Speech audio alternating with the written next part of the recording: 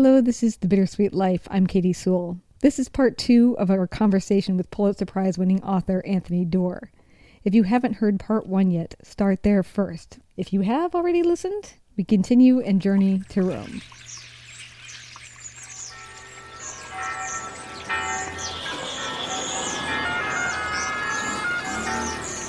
Welcome to Rome. This is The Bittersweet Life with Katie Sewell and Tiffany Parks. So, okay, let's jump to Rome because we have to talk about Rome. A lot of people listening live in Rome, and a lot of people who are listening love Rome. So you won the Rome Prize. I guess for people who don't know, maybe you should tell us what the Rome Prize is first. Sure. Back when we were lucky enough to get it, writers didn't apply. So it was like a lightning bolt that came out of the blue. It was 15 or 16 years ago, 15 years ago. My wife was pregnant with twins. I was at Princeton for the year, so we were in a rental apartment. She delivers with a C-section. Maybe 4 hours later, I ride my bike through the snow back home to get the mail and get a bag for her to go back to the hospital. In the mailbox at our rental apartment is a letter from the American Academy of Arts and Letters, which used to partner with the American Academy in Rome. And you unfold it and it says, "Congratulations, you have been awarded a chance to live in Rome for a year at the American Academy." I didn't even know what it was. I had to Google it. I think there was Google. Maybe I had to ask Jeeves it. Yeah. So I go back. My wife is recovering from morphine and surgery. We have 2 new humans in our lives. And I'm like, "Hey, do you want to read this letter now?" So thankfully, she was brave enough to do it. We had 3 months before we had to go, but we went over there. The boys are almost 4 months old, and they give you an apartment. They give you a little bit of money, and you get to be in this incredible spot, as many of your listeners know, on the top of the Janiculum Hill overlooking Trastevere. They have one of the most beautiful gardens in the city, Bass Gardens behind the Academy, and it was just a remarkable experience for me. Just being around, I think there's 30 fellowships a year. There used to be, and 15 are scholars and 15 are artists. And you just meet people from all over the country. And now there are a lot of Italian fellows there too. So you meet people from all over Italy, and the library is a phenomenal place. And there are really no expectations on you. You have to do a couple public events, but most of the time you're allowed to just work, to kind of suffer and shine in your little studio. And then now they fed us, but about 12 years ago, Alice Waters helped take over the food at the Academy, and I think it's called the Rome Sustainable Food Project. So now the food is so good there. People really look forward to meals, and I think that also helps serve the mission of the Academy because you get all these incredibly interesting people sharing a great meal, and you get to learn from a classicist who's like studying coins, and then somebody who's just studying Etruscan tombs, and then somebody who studies, arches and aqueducts. And Wow. it's just so interesting to get to talk to those people. And, where I live in Boise, Idaho, I don't often get to have that experience at lunch. Usually I'm just alone over a book sitting on a bench. So it's a pretty incredible intellectual year. Since you did have just born twins, did you ever have a pause of, should we not do this? Yes, of course. Yeah. And, there's here we have my wife's parents. We have like the idea of somebody to come in off the bench if one of us is sick. And there, we didn't know anybody. The smartphones didn't exist. It's not like it was easy to find our way around. And so there's a lot of fear involved in going, but that's kind of life. You have to make these little decisions. Are you going to do something like this or not? And I'm super glad that we made the decision to do it. Yeah. So what surprised you about living in Rome? Anything? Everything? Yeah, everything. I mean, I had never lived in New York City, so I had never lived, that's the only American city that's not built around the automobile. And so I never lived in a place not built around cars. And the civilized nature of that, the absurdity of our lives, that we rely on cars for everything, to get food into our cities and to get food into our homes and to get our children to school and to visit friends or to go have a drink, and then we still get in cars. I think it's just such a backward way of thinking. I took that for granted all my life until I moved to Rome. And, and then you're walking down streets where the car is such an anachronism. You're like, there's no reason a car should be trying to squeeze down this alley or be parked up against these walls. And it's so easy to remember the glory of these streets before the car. So that was a big one, just being able to walk. Of course, all Europeans and so many people listening are so much more familiar with this than even me, but just being able to walk after dinner, to walk to get your groceries, it's just a healthier, you're happier, you have less anxiety, you're outside more, you're seeing people. Here in our cars, we're really locked into these bubbles. And now with the way suburbs and exurbs are built, you drop your garage door, and if you want to, you can avoid looking people in the face. And that's not how we evolved. That's not what we were meant to do. Did you ever consider staying? We did. My wife grew up in Boise. This is home to her in such a deep way that I think that would be pretty challenging for her. She's incredible. She's always up for anything. But we were ready to, when you don't know the language very well, and there's so many strikes and holidays and things that we're like, okay, we have a liter of milk in our tiny fridge. Like, we'll be fine. I'll get some tomorrow. And then you go to the stores the next day. Oh, every store in Rome is closed today. Oh, the buses are on strike. So we were ready to be able to understand everything happening around us a little better. That's the nature of being an expat. But when you're trying to buy diapers and baby food and deal with life, and a kid has a fever, and it's certainly much more helpful when you could speak the language and the culture. Not to mention cobblestones on a stroller, not the easiest thing in the world, right? Yeah, we had to carry our stroller up these flights of stairs all the time. You get in pretty good shape moving those kids around. Yeah, it's interesting. So you wrote a whole book about it, and I think that writing, when you write something down, it does have a way of solidifying a big experience into a certain amount of memories, or a certain contained memories. Do you think that what you remember about that year comes from what you wrote about it? Or are there memories that are still just as bright that appear nowhere in your writing? Yeah, that's a really lovely question. It's really similar to photographs. I think about that with trips. I love to look back through photographs, or I have my background on my computer every hour just changes through my library of pictures. So you see pictures and like, oh yeah, we went to Hawaii with the kids and look how cute they were. But in some ways, those are altering or changing your memories of places. I'm not really on social media, thank God, but I do see how you might be tempted to portray one vision of yourself on social media, which is like, me in Cinque Terre, me in Venice, look how happy we are. Here we are with cocktails, look how tan we are. And you're not necessarily going to post like, here I am screaming at my husband because we're confused in the train station in Pisa, Yeah. So, yeah, of course they could tend to maybe gloss up, or writing about something can tend to gloss up your memories. But for me, especially that year, I was so sleep deprived that I felt like when we got back to Boise, if I didn't work hard and hustle and almost like meditate over that experience, it would have left me. In many ways, I wrote that book just as a way to kind of leave a record for my sons and for myself, hopefully maybe for my wife, although I don't want to speak for her, of like what that year felt like. And so in that way, the writing is quite valuable, even if it does codify or cement your memories in a certain way.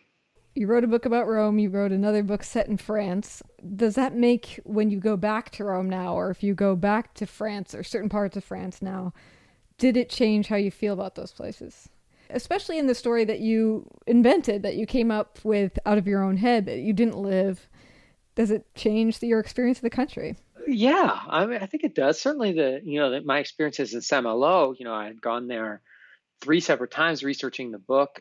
We had very little money, and I was taking this huge risk. My wife is at home at that point. The kids are 8 or 9, and I'm going over to Europe, and I have no idea if I'll be able to pull this book off, and it's raining, and you're like, I don't know. It's such a risk to try to assume that I can know anything about what people's lives were like in 1944's bombs are raining over the city. And can I even finish this huge messy thing I've built for myself? And we're 8 hours apart, and my wife's like, I hope you're having fun. This is an expensive trip. So there's always some kind of pressure on yourself. And then to go back, and the time when we went back, they give me like this medallion of the city, and there's like tours of Saint Malo now, like built around the book. And you can have some app that like guides you through the streets this character walked. And the mayor's got me on the roof of the chateau, and So of course it changes your experience. In some ways, I prefer to be the invisible person. I prefer to just be Tony Doerr walking around the streets. And sometimes now when I travel, I have to be Anthony Doerr, where like there's people taking pictures of you, or you have to give an interview, and that does change your experience in some way. So sometimes, if you're doing trips for work, they're a little less fun than like a research trip for writing, or you're just traveling with your family. And in that way, it doesn't really change. You're just older and maybe a little more experienced, but you're still seeing new places. But the world's changing really fast too. I mean, tourism is becoming more and more accessible to people. It's not just privileged white bald guys like me that get to go now to Europe. And our experience in Rome was, I mean, the one thing we should probably talk about, or you probably talk about in the podcast a lot, is just over tourism. I mean, Airbnbs are everywhere. Now, like half the old workshops in Rome are now places where people store their luggage. Like there's after you check out of your Airbnb. Yeah, it's different. Yeah, it's changing. And I'm thrilled that people are getting to see the world, except for the carbon footprint. I think it's exciting. It increases understanding and cultural awareness. But, Venice, Cinque Terre, there are places that Italy's got to make really complicated decisions about how to limit the number of human beings moving through these places. Yeah, to make them inhabitable. But I bet if you were to go back to Trastevere now, you'd probably find some of the same people standing in doorways, smoking cigarettes, chatting back and forth across the alleyway. Totally. Feeding the cats. Yeah, absolutely. And it's not a lot of the people at the academy. The great thing about the labor system is there's so much more consistency in Italy. A lot of the people at the academy that were there 15 years ago were there when we went back this spring. People, those are lifetime jobs for them. And it was so nice to see this family again, all these folks that we knew and knew the babies when they were tiny, now see our big, giant 15-year-old boys walking around. Wow, amazing. So can you give people advice who would love to win that award? Is there like a key that you figured out? Is there something you did right that got you that opportunity? Oh gosh, I have no idea. There's so many different fields and there's different juries for each field, architecture and landscape architecture and painting and sculpture. So no, I don't really have any insight into the winning application, but I'm sure persistence and love for what you do is vital. And, I think it's also important to remember that if you're committed to creating stuff, you can do that almost anywhere. And sometimes I think, how wonderful if I could just go to Rome and write for a year, but I could probably be more productive in a motel in Montana for $69 a night. I think what it really takes is disappearing into your work, and the other trappings, like getting to talk to super smart people and see incredible paintings and walk through the streets. Those are all really a procrastination from the important thing, which is just grinding with your imagination in the page. So go back to short story really quick, since this is the book that's coming out, the 2019 Best American Short Stories. How many stories did you have to read? I know 20 end up making it in the book, this round at least. How many stories would you guess that you read? Yeah. Oh, I think I know. It was like right around 150. But the series editor, so the Best American Short Stories has been around, I think, 100 years. I'd have to look it up. It's been around a long time. And every year, a series editor, she will read pretty much every short story or a piece of every short story published in North America that year. And then she'll forward on her favorites to a series editor, or the guest editor changes every year. So it's a great privilege to get to do it. It's kind of like some literary volunteer service, but it's amazing because I was stuck reading a lot of old dead writers, and especially living where I live, I don't necessarily get to go to see like the young, new debut writers. So, I got to see what's out there, what's being published now. And, after a while, you start to realize, oh, crap, I have to evaluate these things. And that drains some of the joy out of it. But for the most part, you're like, look how many beautiful voices are out there singing about our contemporary moment right now. So, you get to read somebody from Ursula K. Le Guin, who had died before I got to read that story. There's a long novella I picked for the book, to Jim Shepard, who writes these wonderful historical novels, to new writers I'd never heard of, like Weke Wang. She has this beautiful short story in there it's called Omakase, and it's really just describes moment by moment what it's like to not live with white privilege. And the way she uses fiction to do that is so interesting to me. Anyway, there's a whole host of 20 stories, and I hope every year that collection is a way to remind readers of the elasticity of the form, of what can be done with a short story. And I think it's a great kind of book to take on a trip because you get 20 voices singing inside one little package. And it really gives you a sense of what's out there, what kind of stuff people are making right now. Hello, I'm Tiffany. And I'm Katie. Breaking into the show really quick so I can ask Katie a question.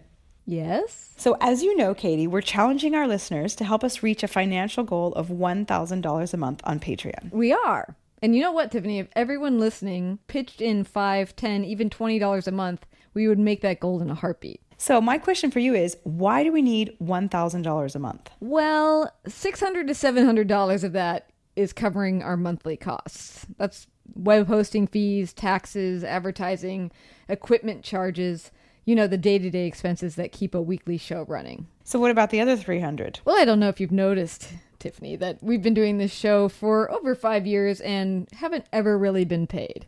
Have you noticed? I have. Well, I'm hoping that the person listening to my voice right now will love the show enough to wish that their hosts got paid for making it too. So $150 a piece seems like a modest start, don't you think? I think it would be great. It would. So if you love the show, please support it and all the hard work and effort that goes into making it. Netflix can survive without you.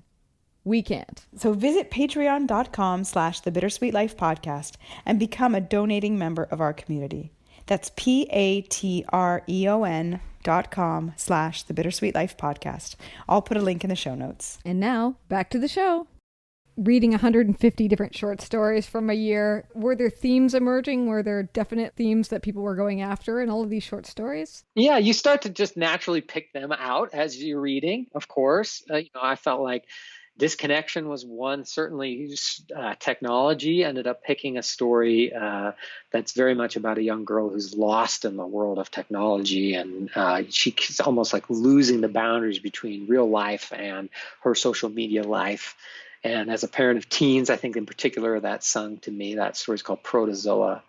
Also, maybe fear, totalitarianism, fear of the government. Those things are bleeding through certainly in our contemporary moment. What is truth? As I was reading those stories, it was, the Kavanaugh hearings, and then it was the president's lawyer, Michael Cohen, testifying. And so what is the truth was kind of echoing through those stories, at least in my head as I was reading those. Yeah. And with reading 150 stories, I would imagine it gets hard to keep track, as you're going along. What makes a story memorable to you?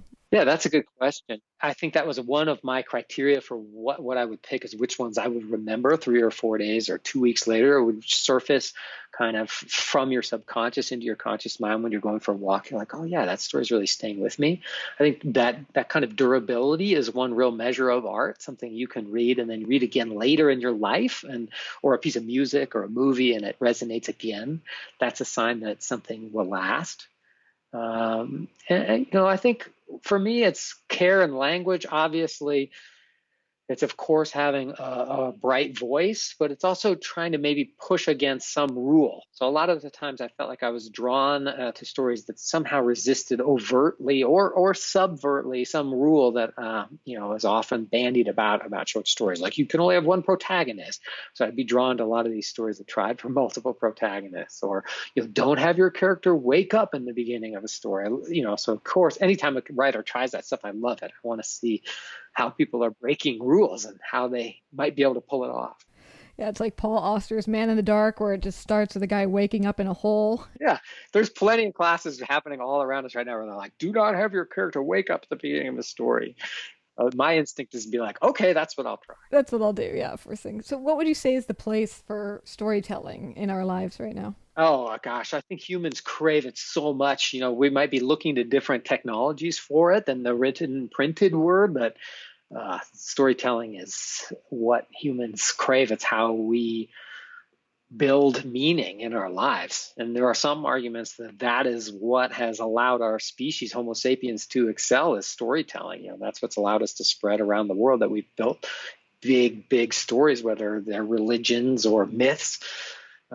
that's what's allowed us to unite together. And I think storytelling is a way to step out of the confines of your own skull and enter the life of another person. And whether you're doing that through podcasts or radio or the film or a very good TV show or, of course, novels and short stories and poems, I think that's how we build a more connected and peaceful and kind world. So in that way, story has to do with love. I think so. It's probably self-serving because that's what I do for my job. But yeah, I believe in that storytelling can hopefully increase the quantity of love in the world. Sure. Okay, I have one question left for you. Another thing from your introduction, going back to your childhood, when you were writing these stories, very free stories, inventing whatever you wanted. And you say that you had this notion that even though you thought it was impossible to be a writer, that someday someone would come along and you'd be long dead and they'd go through your drawers and they'd discover all these stories and think this man was a genius or something. You didn't say it that way. That's me in my own words. And as an artist type myself, I have had, when I was a young person, that same level of grandiosity. I used to write, what if I could write the story that changed the world? What is that? I guess is my question. It's just youth, of course. That's just what youth is. You think that you're the center of your own movie, and everything in life kind of reminds you as you get older, oh, you're not. That's like the journey of all humans. We used to think that the sun went around the earth and, we thought humans were the pinnacle of evolution. And you realize, actually, none of those things are true. You kind of remove yourself from the center of your life. For me, parenting, having a kid was the best lesson in that, because your own discomfort, your own hunger, none of those things end up mattering much once you have a kid. And it reminds you, you're just one in a chain of human beings, and your only real duty in life is to be as kind as you can and leave this place at least as intact, you hope, as it was when you got here. I was just trying to poke fun at myself and that grandiosity that you feel as a young person. You feel like when you're putting sentences down on a page, you're the first person to ever do that. It takes a little while to remind yourself. You're like, I got a long way to go. And yet, the belief in yourself it would take to go to France and leave behind 2 twins and your wife and be like, I am going to figure out how to put this book together is astounding in a way. The artistic process and the belief that something will come of it and that it won't have been a waste of time. Yeah, there is something really self-defeating about you have this field of stars in your mind, and when you use language to put it down, the language is never as good as you think, as your imagined version of it. And so that can, I think, crush a lot of artists before they ever get started. You plan some gorgeous mural in your mind, but when you start to execute it, it's not coming out as well as you hoped. But that's the point. You need to make that leap and just keep trying and accept that words are just estimations and the colors are never going to be as rich as you think, because in the act of making it, something else might happen. Something else might transform it. And you owe it to yourself to do that so that you're not a person living with regret when you're 85, in the rocking chair. Boy, I wish I'd tried painting that mural, or boy, I wish I'd written that book of poems I wanted to write, or written that song, or quilted that quilt. Go make those things. Go try it and give yourself the permission to fail. Anthony Doerr is the Pulitzer Prize-winning author of All the Light We Cannot See, which also won the Andrew Carnegie Medal for Excellence in Fiction. We also talked about 4 Seasons in Rome, if you want to seek out the Rome book. And coming up next, the 2019 Best American Short Stories, which is coming out in October. Thanks again for taking the time. Thanks so much, Katie. It was great to talk to you. And until next time, this is The Bittersweet Life. I'm Katie Sewell. Talk to you next week. Bye. Don't miss your chance to explore the Rome most tourists never get to see by coming to Rome with us.